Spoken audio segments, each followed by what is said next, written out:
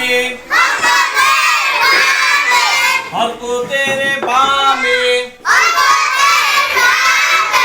নুনে বা মিমে তাসদীদ হইলে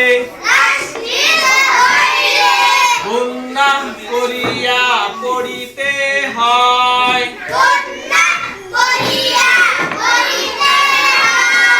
ইহাকে ওয়াজিব গুনাহ বলে।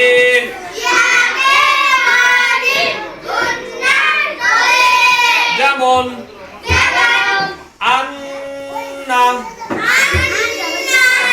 ইন্না উন্না আম্মা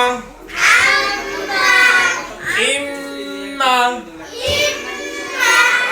উম্মা। হরকতের বামে নুনে বা মিমে তাসদীদ হইলে গুনাহ করিয়া পড়িতে হয়। ইহাকে